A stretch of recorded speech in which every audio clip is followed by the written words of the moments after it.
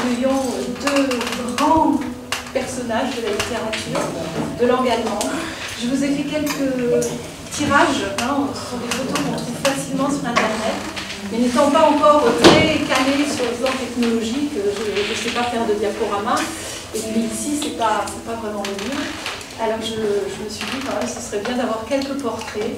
Vous avez quelques portraits de Lou jeune, de son mari, Salomé, son nom de jeune fille. Joie, je t'aime avec ton bonheur et ta peine.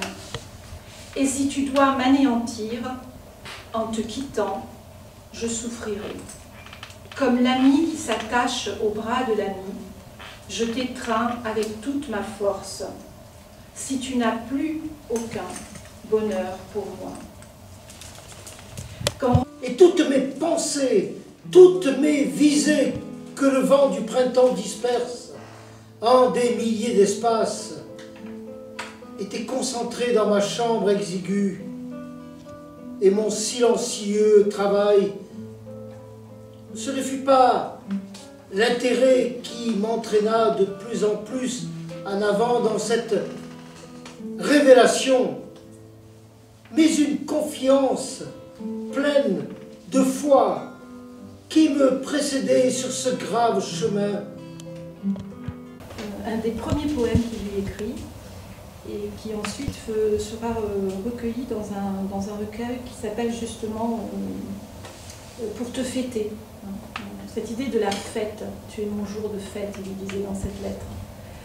Alors ce poème, il date de 1897, donc c'est vraiment l'année où ils se sont rencontrés. Le paysage est lumineux, plus sombre la tonnelle. Tu parles à voix basse, le miracle est proche. Et chacun de tes mots, ma foi, en fait un oratoire sur mon chemin silencieux. Je t'aime. Tu es couché dans la chaise longue et tes mains dorment blanches sur tes genoux. Land ist Licht und dunkel ist die Laube und du sprichst leise und ein Wunder naht. Und jedes deiner Worte stellt mein Glaube als Betbild auf an meinem stillen Pfad. Ich liebe dich, du liegst im Gartenstuhle und deine Hände schlafen weiß im Schoß. Mein Leben ruht wie eine Silberspule in ihrer Macht. Löst meinen Faden los. L'homme et le corps sont indiscernables l'un de l'autre. Fait incontestable de la vie même. J'aurais pu dire littéralement ce que tu m'as dit lorsque tu m'as avoué ton amour.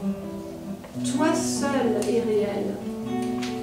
C'est ainsi que nous sommes devenus mari et femme, avant même de devenir des amis. Qui te dissimule. Je le regarde, espérant qu'il se lève, ce rideau, derrière lequel il y a ma vie.